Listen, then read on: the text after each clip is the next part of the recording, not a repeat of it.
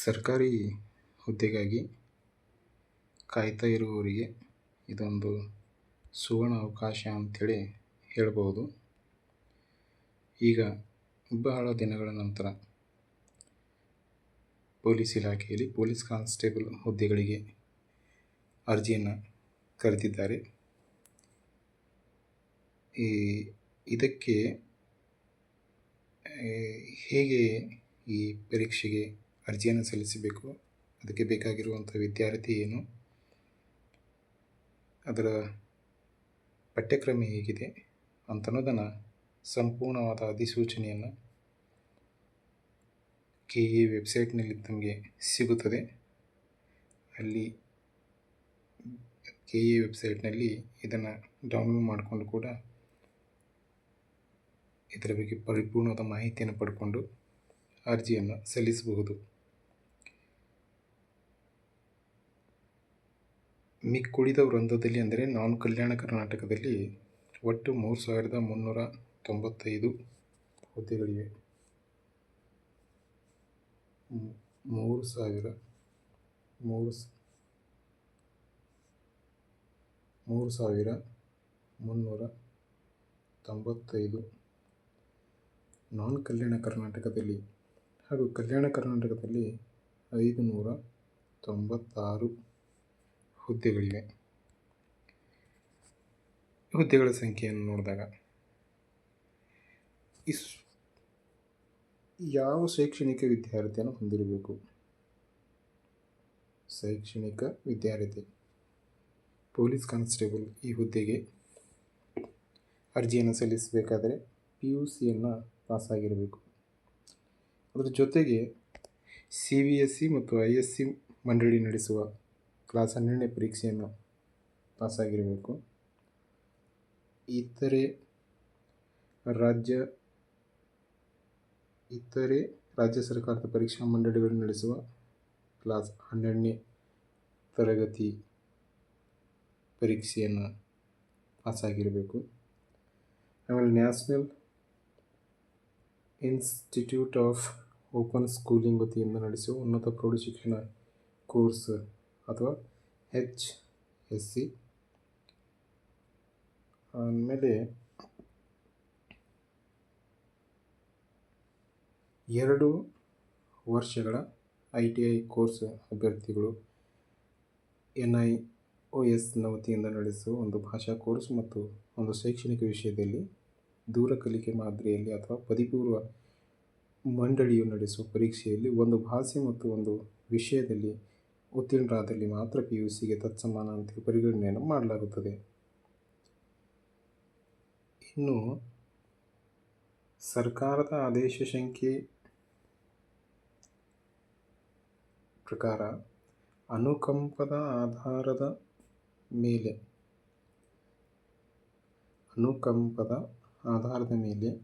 ನೇಮಕಾತಿ ನೀಡುವ ಹಾಗೂ ಈಗಾಗಲೇ ನೇಮಕಾತಿ ಹೊಂದಿ ಆದೇಶ ನಿರೀಕ್ಷೆಯಲ್ಲಿರುವ ವಿದ್ಯಾರ್ಥಿಗಳಿಗೆ JOC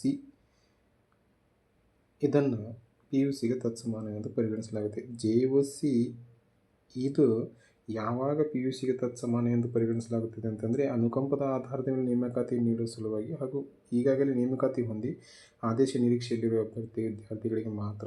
ಇನ್ನು PUC ಅಥವಾ JOC ಅಂಕಗಳನ್ನು ಪರಿಗಣಿಸಿದೆ ಕೇವಲ ಸ್ಪರ್ಧಾತ್ಮಕ ಪರೀಕ್ಷೆಗಳನ್ನು ಪರಿಗಣಿಸಿ ಉದ್ಯೋಗಕ್ಕೆ ಆಯ್ಕೆ ಮಾಡುವುದಾದರೆ JOCಯನ್ನು PUCಗೆ ತತ್ಸಮಾನ ಎಂದು ಕನಿಷ್ಠ ಶೈಕ್ಷಣಿಕ ಅರ್ಹತೆಯಾಗಿ ಪರಿಗಣಿಸಲಾಗುತ್ತದೆ.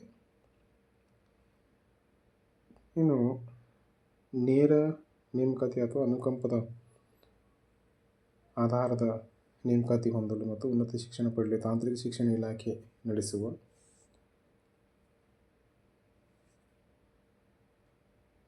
3 ವರ್ಷಗಳ ಡಿಪ್ಲೊಮಾ ಶಿಕ್ಷಣವನ್ನು PUCಗೆ ತತ್ಸಮಾನ ಎಂದು ಪರಿಗಣಿಸಲಾಗುವುದು. ಅದೇ ರೀತಿಯಾಗಿ 2015ಕ್ಕಿಂತ ಹಿಂದಿನ ವರ್ಷಗಳಲ್ಲಿ ತಾಂತ್ರಿಕ ಶಿಕ್ಷಣ ಇಲಾಖೆಯ 3 ವರ್ಷಗಳ ಡಿಪ್ಲೊಮಾ ಉತ್ತೀರ್ಣರಾದ ವಿದ್ಯಾರ್ಥಿಗಳು KPSC ವತಿಯಿಂದ ನಡೆಸುವ ಇಲಾಖಾ ಪರೀಕ್ಷೆಗಳ ಜೊತೆಗೆ ಕನ್ನಡ ಭಾಷಾ ಪರೀಕ್ಷೆಯನ್ನು ತೇರ್ಗಡೆ ಹೊಂದುವುದು ಅವಶ್ಯಕವಾಗಿರುತ್ತದೆ. ಇದು ಶೈಕ್ಷಣಿಕ ವಿದ್ಯಾರ್ಥಿ. ಒಟ್ಟಿನಲ್ಲಿ ಇವುಗಳನ್ನೆಲ್ಲ ಅಷ್ಟೊಂದು ತಲೆ ಕೆಡಿಸ್ಕೊಳ್ಳೋದೇನೆ. ನಮಗೇನು ಬೇಕು ಅಂತಂದರೆ ಪ್ರಮುಖವಾಗಿ PUC ಪಾಸಾಗಿರಬೇಕು. PUC ಅಥವಾ ತತ್ಸಮಾನ ವಿದ್ಯಾರ್ಥಿಯನ್ನು ಹೊಂದಿರಬೇಕು. 12ನೇ ತರಗತಿಯನ್ನು ಪಾಸಾಗಿರಬೇಕು. ಇದು ಶೈಕ್ಷಣಿಕ ವಿದ್ಯಾರ್ಥಿ. ನಮಗೆ ನೀವು 12ನೇ ತರಗತಿಯನ್ನು ಪಾಸಾಗಿದ್ರಿ ಅಂತಂದರೆ ಪೊಲೀಸ್ ಇಲಾಖೆಗೆ ಅರ್ಜಿಯನ್ನು ಸಲ್ಲಿಸಬಹುದು. ಪೊಲೀಸ್ ಕಾನ್ಸ್ಟೇಬಲ್ ಹುದ್ದೆಗೆ. ಇನ್ನು ವಯೋಮಿತಿ ಎಷ್ಟಿದೆ ಇಲ್ಲ ಅದನ್ನು ಅರ್ಥ ಮಾಡ್ಕೊಳ್ಬೇಕು. ವಯೋಮಿತಿ ಅರ್ಜಿಯನ್ನು ಸ್ವೀಕರಿಸಲು ನಿಗದಿಪಡಿಸಿದ ಕೊನೆಯ ದಿನಾಂಕದಲ್ಲಿ 18 ವರ್ಷಗಳು ತುಂಬಿರಬೇಕು. 18 years should be completed 18 years. ಕೊನೆಯ ದಿನಾಂಕ, ಅರ್ಜಿಯನ್ನು ಸಲ್ಲಿಸುವ ಕೊನೆಯ ದಿನಾಂಕ ಏನಿದೆಯೋ ಅವತ್ತಿಗೆ ನೀವು 18 ವರ್ಷ ತುಂಬಿರಬೇಕು. PUC ಪಾಸಾಗಿರಬೇಕು. ಇವೆರಡು PUC ಪಾಸಾಗಿರಬೇಕು ಮತ್ತು 18 ವರ್ಷ ತುಂಬಿರತಕ್ಕದ್ದು. ಇದು ಕನಿಷ್ಠ ವಯಸ್ಸು. ಇದೊಂದು ಅಪರ್ಚುನಿಟಿ ಇದೆ. ಯಾರು 18 ವರ್ಷ ತುಂಬಿದೆಯೋ ಆಮೇಲೆ ಅವ್ರ PUC ಮುಗಿದಿದೆಯೋ ಅಂಥ ಅಭ್ಯರ್ಥಿಗಳು ಇಲ್ಲಿ ಒಂದು ಹುದ್ದೆಯನ್ನು, ಸರ್ಕಾರಿ ಹುದ್ದೆಯನ್ನು ಪಡೆದುಕೊಳ್ಳಲಿಕ್ಕೆ ಉತ್ತಮವಾದ ಅವಕಾಶ, ಗೋಲ್ಡನ್ ಅಪರ್ಚುನಿಟಿ ಇದೆ. ಇನ್ನು ಗರಿಷ್ಠ ವಯೋಮಿತಿ ಸಾಮಾನ್ಯ ಅಭ್ಯರ್ಥಿ ಕೇವಲ 5 ವರ್ಷಗಳ ಸಡಿಲಿಕೆಯನ್ನು ನೀಡಲಾಗಿದೆ. ಇದು ಒಂದೇ ಬಾರಿಗೆ, ಕೇವಲ ಒಂದೇ ಬಾರಿಗೆ ಅನ್ವಯವಾಗುವಂತೆ ಗರಿಷ್ಠ ವಯೋಮಿತಿಯಲ್ಲಿ 5 ವರ್ಷಗಳ ಸಡಿಲಿಕೆಯನ್ನು ಈ ಸಲ ಮಾತ್ರ. ಸೊ ಇದೇ ಗರಿಷ್ಠ ವಯೋಮಿತಿಯ ಸಡಿಲಿಕೆಯನ್ನು ನೆಕ್ಸ್ಟ್ ಸಲ ನೀಡೋದಿಲ್ಲ. ಆವಾಗ ಅಧಿಸೂಚನೆಯಲ್ಲಿ ಏನೇನು ಹೇಳ್ತಾರೋ ಅದನ್ನೇ ನಾವು ಫಾಲೋ ಮಾಡಬೇಕಾಗುತ್ತೆ. ಸೊ ಈ ಒಂದು ಸಲಕ್ಕೆ ಮಾತ್ರ 5 ವರ್ಷಗಳ ಸಡಿಲಿಕೆಯನ್ನು ನೀಡಲಾಗಿದ್ದು, ಸಾಮಾನ್ಯ ಅಭ್ಯರ್ಥಿಗಳಿಗೆ 33 ವರ್ಷ, 18 ವರ್ಷದಿಂದ 33 ವರ್ಷಗಳವರೆಗೆ ಇರುವಂತಹ ಅಭ್ಯರ್ಥಿಗಳು ಈ ಪರೀಕ್ಷೆಗೆ ಅರ್ಜಿಯನ್ನು ಸಲ್ಲಿಸಬಹುದು. ಇನ್ನು SC ST category 1, 2A, 2B, 3A, 3B ಅಭ್ಯರ್ಥಿಗಳಿಗೆ ಗರಿಷ್ಠ ವಯೋಮಿತಿ 35 ವರ್ಷಗಳು. ಕರ್ನಾಟಕ ರಾಜ್ಯ ಅರಣ್ಯ ಪ್ರದೇಶಗಳಲ್ಲಿ ವಾಸಿಸುವ ಬುಡಕಟ್ಟು ಅಭ್ಯರ್ಥಿಗಳಿಗೆ 38 ವರ್ಷಗಳು. ಇನ್ನು ಸೇವಾನಿರತ ಇನ್ ಸರ್ವಿಸ್ ಪುರುಷ ಮತ್ತು ಮಹಿಳಾ ಅಭ್ಯರ್ಥಿಗಳಿಗೆ ಗರಿಷ್ಠ ವಯೋಮಿತಿ ಸಾಮಾನ್ಯ ಅರ್ಹತೆ ಅಭ್ಯರ್ಥಿಗಳಿಗೆ 38 ವರ್ಷಗಳು. SC ST category 1, 2A, 2B, 3A, 3B ಅಭ್ಯರ್ಥಿಗಳಿಗೆ 40 ವರ್ಷಗಳು ಗರಿಷ್ಠ ವಯೋಮಿತಿ ಇದೆ.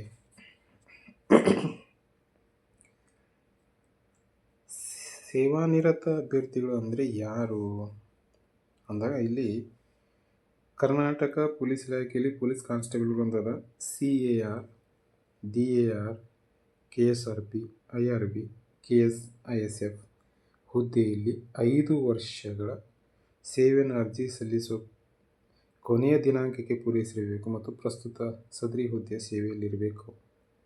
ಕಾಯಂ ಪೂರ್ವ ಹುದ್ದೆಯನ್ನು ತೃಪ್ತಿಕರ ಪೂರೈಸಿರಬೇಕು ಮತ್ತು ಅರ್ಜಿ ಹಾಕುವ ಸಮಯದಲ್ಲಿ ಯಾವುದೇ ಇಲಾಖೆ ವಿಚಾರಣೆಗೆ ಒಳಗಾಗಿರಬಾರದು. ಅಂದರೆ ಏನು ಅಂತ, ಸೇವಾನಿರತ ಅಭ್ಯರ್ಥಿಗಳು ಯಾರ್ಯಾರು ಇಲ್ಲಿ CAR, CT armed reserve police, DAR, KSRP, IRB, KSISF ಹುದ್ದೆಗಳಲ್ಲಿದ್ದೀರೋ ಅಂಥವರು ಕೂಡ ಸೇವಾನಿರತ ಇನ್ ಸರ್ವಿಸ್ ಈ ಕ್ಯಾಟಗರಿಯಲ್ಲಿ ಅರ್ಜಿಯನ್ನು ಸಲ್ಲಿಸಬಹುದು. ಆನ್ಲೈನ್ ಅರ್ಜಿ ಸಲ್ಲಿಸುವ ವೇಳಾಪಟ್ಟಿ. ಆನ್ಲೈನ್ ಮುಖಾಂತರ ಅರ್ಜಿಯನ್ನು ಸಲ್ಲಿಸಲು ಪ್ರಾರಂಭಿಕ ದಿನಾಂಕ 8/6/2026. ಅರ್ಜಿ ಸಲ್ಲಿಸಲು ಕೊನೆಯ ದಿನಾಂಕ 3/7 ಜುಲೈ 3, 2026. ಅರ್ಜಿ ಶುಲ್ಕವನ್ನು ಪಾವತಿಸಲು ಕೊನೆಯ ದಿನಾಂಕ 4/7/2026. ಇಲ್ಲಿ ಕೊನೆಯ ದಿನಾಂಕದವರೆಗೆ ಕಾಯ್ದೇನೆ ಬೇಗನೆ ಅರ್ಜಿಯನ್ನು ಸಲ್ಲಿಸುವುದು ಉತ್ತಮ.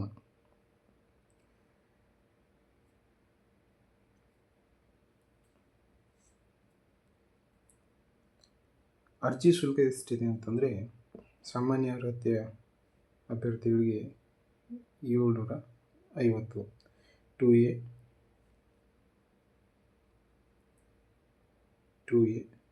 2B, 3B ಅಭ್ಯರ್ಥಿಗಳಿಗೆ 750.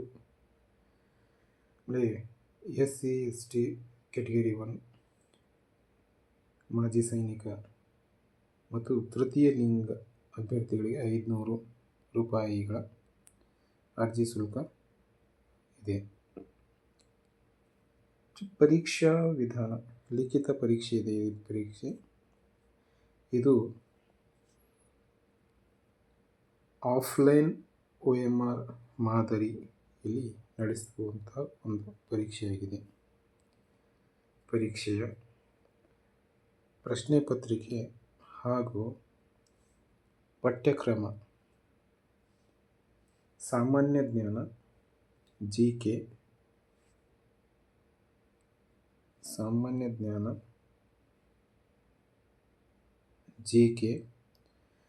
ಆಮೇಲೆ ವಿಜ್ಞಾನ, ಸೈನ್ಸ್, ಆಮೇಲೆ ಜಿಯೋಗ್ರಫಿ, ಭೂಗೋಳ,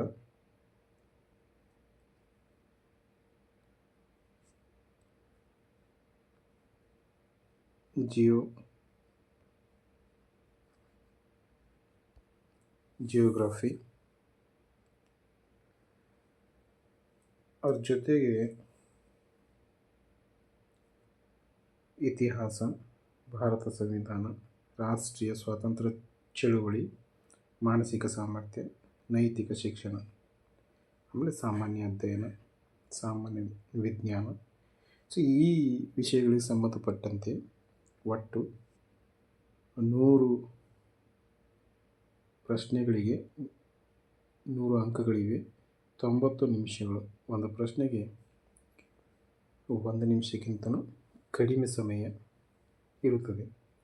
ಸೊ 1.5 ಗಂಟೆಯಲ್ಲಿ 100 ಪ್ರಶ್ನೆಗಳಿಗೆ ಉತ್ತರವನ್ನು ಬರೀಬೇಕಾಗಿದೆ. ಲಿಖಿತ ಪರೀಕ್ಷೆಯ ವೇಳಾಪಟ್ಟಿ 2/8, ಇದನ್ನು ನೆನಪಿಟ್ಕೊಳ್ಬೇಕು. 2/8/2026. ಹೆಚ್ಚು ಕಡಿಮೆ ಸಮಯ ಇರೋದು ಕೇವಲ 2 ತಿಂಗಳು ಮಾತ್ರ. ಈ 2 ತಿಂಗಳಲ್ಲಿ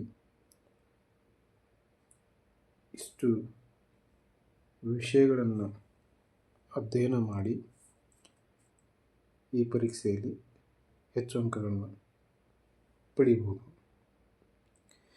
ಪರೀಕ್ಷೆ ದಿನಾಂಕ ಕೂಡ ಈಗಾಗಲೇ ಪ್ರಕಟಣೆ ಮಾಡಲಾಗಿದೆ. ಆಗಸ್ಟ್ 2ನೇ ತಾರೀಕಿಗೆ ಪರೀಕ್ಷೆಯನ್ನು ನಡೆಸಲಾಗುವುದು. ಸಮಯ 10:30ರಿಂದ 12ರವರೆಗೆ. 1.5 ಗಂಟೆ ಪರೀಕ್ಷೆ ಇರುತ್ತದೆ. 90 ನಿಮಿಷ. ಇಲ್ಲಿ ನಾವು ನೆನಪಿಟ್ಕೊಳ್ಬೇಕು, ಇದು ಋಣಾತ್ಮಕ ನೆಗೆಟಿವ್ ವ್ಯಾಲ್ಯೂಯೇಷನ್, ಋಣಾತ್ಮಕ ಮೌಲ್ಯಮಾಪನ ಮಾಡಲಾಗುತ್ತದೆ. ಒಂದು ಪ್ರಶ್ನೆಗೆ ನೆನಪಿಟ್ಕೊಳ್ಬೇಕು, ಈಗ 5 ಆಯ್ಕೆಗಳಿರ್ತವೆ. ಇಲ್ಲಿ ಮೊದಲ 4 ಆಯ್ಕೆಗಳು ಪ್ರಶ್ನೆಗೆ ಸಂಬಂಧಪಟ್ಟಂತಹ ಪ್ರಶ್ನೆಗಳಾಗಿದ್ದವು. 5ನೇ ಆಯ್ಕೆ ಏನಾಗಿದೆ ಅಂದರೆ, ಒಂದು ವೇಳೆ 4 ಆಯ್ಕೆಗಳಲ್ಲಿ ಯಾವುದೇ ಆಯ್ಕೆಯನ್ನು ಕೂಡ ಮಾಡ್ದೇನೆ ನೀವು ಒಂದು ವೇಳೆ ಉತ್ತರಿಸಿಲ್ಲ ಅಂತ ಅಂದ್ಕೊಳ್ಳಿ. 4 ಆಯ್ಕೆಗಳಲ್ಲಿ ಯಾವುದೇ ಉತ್ತರಕ್ಕೆ ನೀವು ಅಲ್ಲಿ ಉತ್ತರ ನೀಡಿಲ್ಲ ಅಂತಂದರೆ 5ನೇ ಆಯ್ಕೆಯ ವೃತ್ತವನ್ನು ನೀಡಿದ್ದು ಅದನ್ನು ಉತ್ತರಿಸಬೇಕು. ಅಂದರೆ ಯಾವುದೇ ಆಯ್ಕೆಯನ್ನು ನಾನು ಮಾಡಿಲ್ಲ ಅಂತೇಳಿ ಒಂದು ವೇಳೆ ಅದನ್ನು ಮಾಡದೇ ಇದ್ದರೂ ಕೂಡ ಆ ಋಣಾತ್ಮಕ ಮೌಲ್ಯಮಾಪನಕ್ಕೆ ಇದನ್ನು ಕೂಡ ಪರಿಗಣಿಸಲಾಗುತ್ತದೆ. ಋಣಾತ್ಮಕ ಮೌಲ್ಯಮಾಪನ ಅಂದರೆ 0.25 ಒಂದು ಸರಿ ಉತ್ತರ ನೀವು ಉತ್ತರಿಸಿದ್ರಿ ಅಂತಂದರೆ, ಒಂದು ವೇಳೆ ನೀವು ಒಂದು ತಪ್ಪು ಉತ್ತರ ಕೊಟ್ಟಿದ್ರಿ ಅಥವಾ 4 ಉತ್ತರಗಳು ಯಾವುದೇ ಉತ್ತರವನ್ನು ನೀಡಿಲ್ಲ ಅಂತಂದರೂ ಕೂಡ 5ನೇ ಉತ್ತರ ನೀವು ಕೊಡಲಿಲ್ಲ ಅಂತಂದರೂ ಕೂಡ ಅಲ್ಲಿ ಏನಾಗುತ್ತೆ ಅಂತಂದರೆ 0.25 ನೀವು ಇದೇ ರೀತಿಯಾಗಿ 4 ತಪ್ಪು ಉತ್ತರಗಳು ಮಾಡಿದರೆ 1 ಅಂಕ ನಿಮ್ದು ಕಳೆದು ಹೋಗುತ್ತೆ. ಹೀಗೆ ನೆಗೆಟಿವ್ ಮಾರ್ಕಿಂಗ್ ಇದೆ.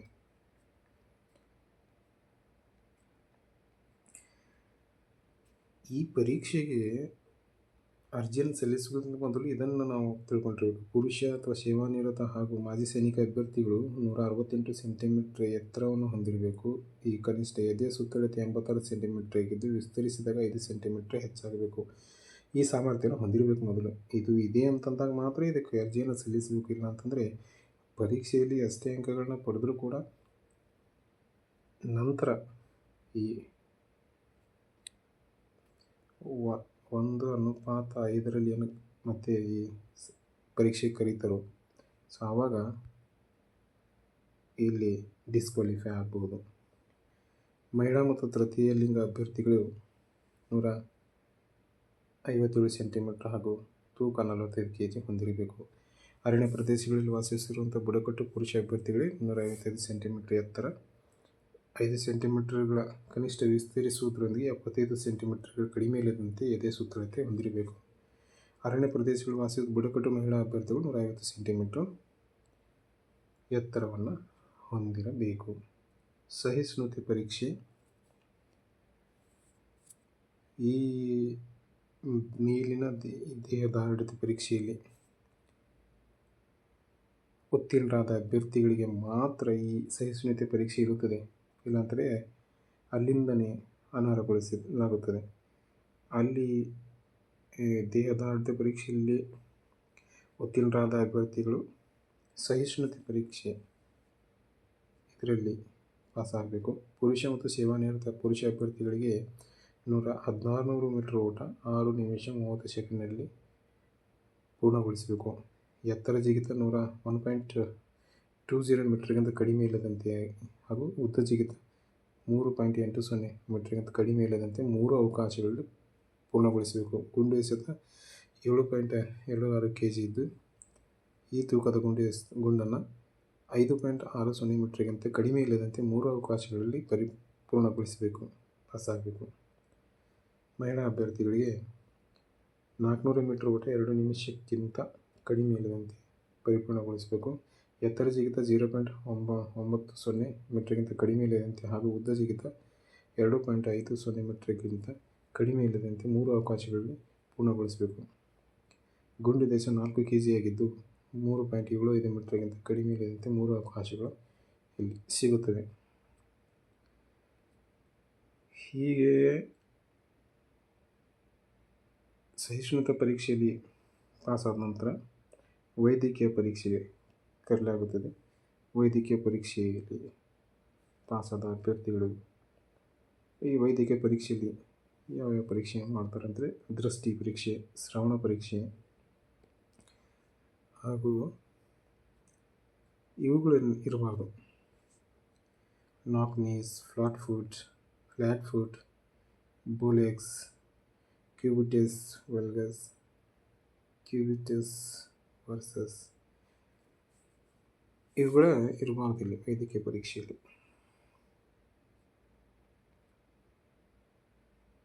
ಸೊ ಇವೆಲ್ಲವೂ ಮೀಸಲಾತಿಗೆ ಗ್ರಾಮೀಣ ಅಭ್ಯರ್ಥಿಯಾಗಿರುವುದು, ಕನ್ನಡ ಮಾಧ್ಯಮ ಅಭ್ಯರ್ಥಿ, ಯೋಜನಾ ನಿರಾಶ್ರಿತ ಅಭ್ಯರ್ಥಿ, ತೃತೀಯ ಲಿಂಗ ಅಭ್ಯರ್ಥಿ ಇವೆಲ್ಲ